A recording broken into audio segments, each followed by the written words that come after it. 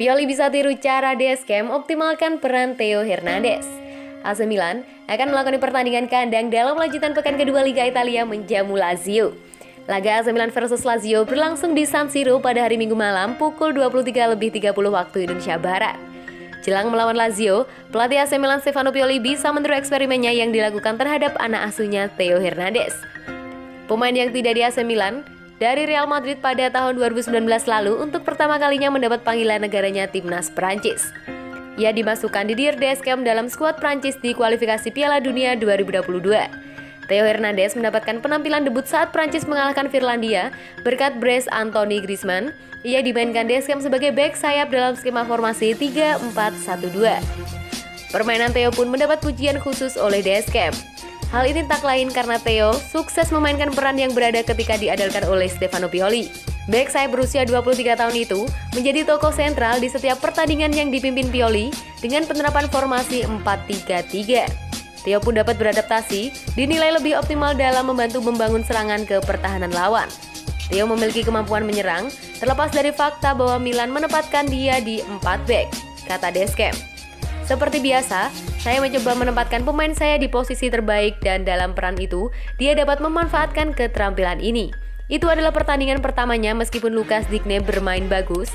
Dia segar dan di pertandingan pertamanya, dia menunjukkan banyak hal bagus. Dengan keberhasilan eksperimen yang ditunjukkan Deschamps, maka tidak ada salahnya Pioli untuk meniru cara tersebut agar Theo lebih optimal. Apalagi, AC Milan musim ini berusaha masuk dalam perebutan Scudetto Liga Italia. Kejeniusan Pioli pun dibutuhkan untuk mengadaptasi peran Theo agar bisa membantunya jika AC Milan ingin lebih variatif dalam hal serangan.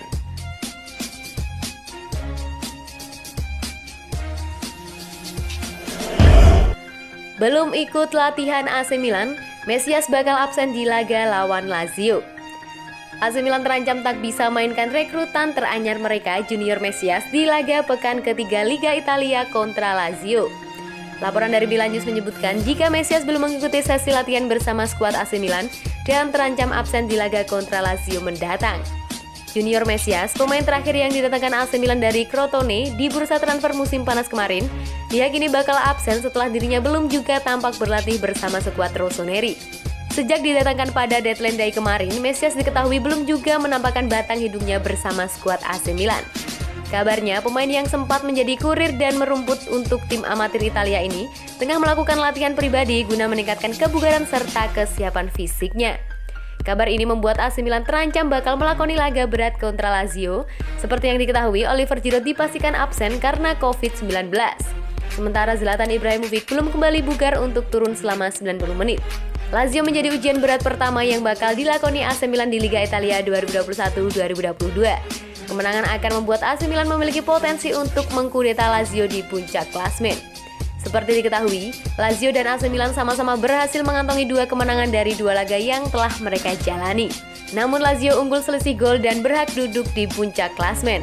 Sementara AC Milan dengan poin yang sama harus puas berada di posisi keempat di bawah juara bertahan Inter Milan dan AS Roma.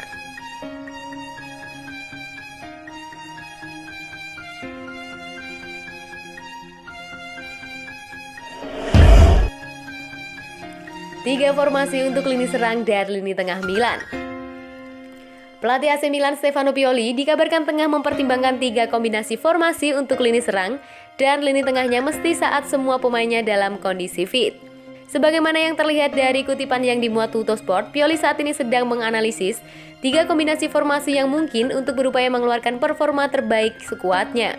Dari sudut pandang keseimbangan tetapi juga dalam hal kecakapan di lini serang dan stabilitas lini tengah.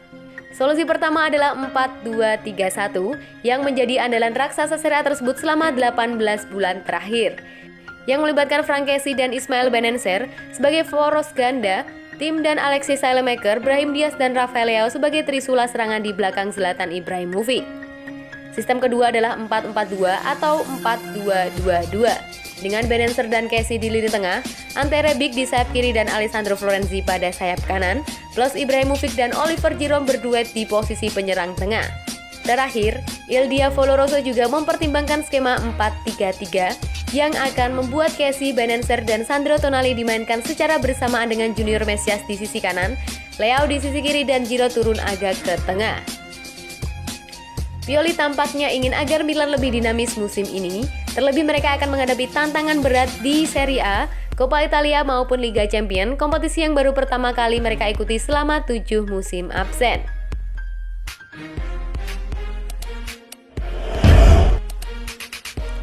Simon Kjaer ingin bertahan di Milanello.